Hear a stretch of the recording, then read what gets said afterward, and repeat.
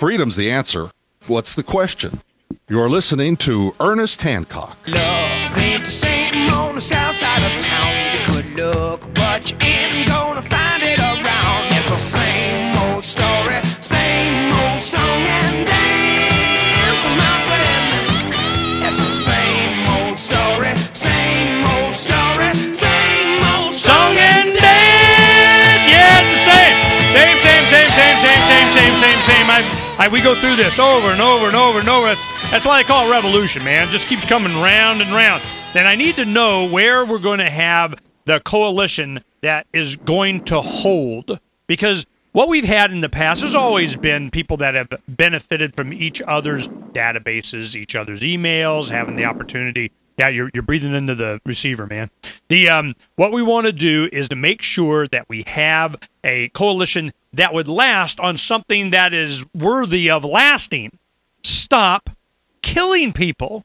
Well, that is, I would hope, the motivation behind anti-war. But I got to ask you, Dr. Walsh, what is your motivation? I mean, it's morality directed at what? We're killing people. We're wasting money. We better to use that money for something else. I mean, what is your motivations behind being anti-war? Well, my motivation actually is I find the whole thing morally repugnant. That's my motivation. I'm not into stopping war to, frankly, to make more jobs, although that would be good, to lower taxes, although that would be good. No, I'm in it to I'm frankly in it because I like you said, I don't like to see people being killed. And as Ron Paul often points out, it's very hard to find in all of history a good reason for even one of them. So one of them, meaning one of the wars. So that's where I come from. But other people come from different perspectives. Others think I don't want to pay for it. It's my taxes. That's fine with me. Other people believe that God doesn't want us to wage war. That's fine with me too. It's all fine. Frankly, I think, there's so many different reasons why people say they're against it and I think my favorite reason for thinking the real reason is that deep inside, I think there is a real moral revulsion in not all, but most all people. So, but I don't care. And, you were talking before about where we would end up if, on the day after we had voted to stop funding the war, where would those monies go? Well, I think if they were used to decrease our taxes, if they were used for some social programs, I personally don't care. I have preferences, but I'll give up the preferences to stop this thing. And frankly, I think you have to say to people, well, geez, you mean, now I'm just going to speak how I would speak to the left here. You mean if it meant that we were to stop the war and you didn't get any of your social programs and all you got was a decrease in your taxes and the taxes of your friends, then you would not be for that? You would not join such a coalition? That doesn't seem to me very reasonable. As a matter of fact, again, it seems a little crazy. And I think that is a question that has to be solved afterwards. And I think everybody has to say, the worst thing we could do is to spend the money the way we're spending it now, because not only are we killing people, but we're setting the stage for bigger and bigger massacres, bigger and bigger wars we can't afford in the age of advanced technology. And I don't just mean nuclear weapons. Who knows what else we'll come up with? Laser weapons. Who knows? To be in states of war. We don't know where that will take us. It is entirely possible we could wipe out the human race and much of life on the planet if we just keep going this way.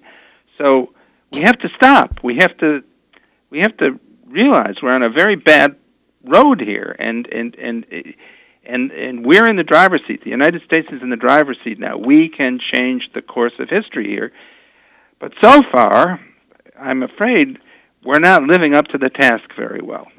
I wanted to ask from your perspective, who are we up against? I need to get a bead on what the opposition actually is, because I've seen how the anti-war movement that was had a lot of left influences in there, how different organizations used that to further their agenda, and I can see as the anti-war movement would rise up again without this collective centralized force. I think hopefully from the internet and so on and the experience, people have learned their lesson. No, we're not going to get involved in vote for somebody or something, or even Dr. Paul. It's advocating the message. It's advocating what he's saying. It's show me what you're going. My congressman is going to vote for to end this thing or stop the funding. Or I can see that they always want to make it a collective. It's a national thing. That's how Obama got elected. And then he keeps waging, we're in 3-4 more countries since then? So I'm just going, there has to be some kind of a focus that is more of a cultural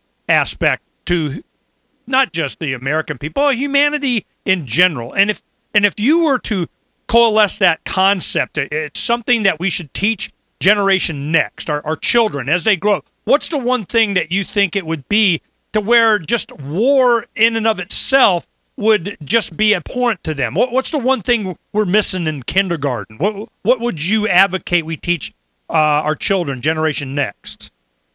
Well, I don't know. That's a really big question, but I do know. It's the most important question. I know. I don't have an answer for it.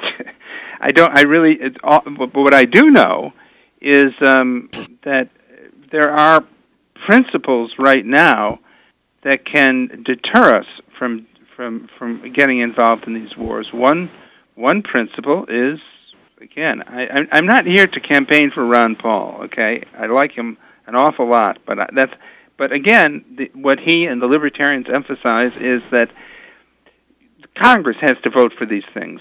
If we don't have a congressional vote, then how can we have a discussion? The discussion has to be before Congress. That's how these things have to be discussed. That's not according to Obama, man. He just goes. I know. He doesn't even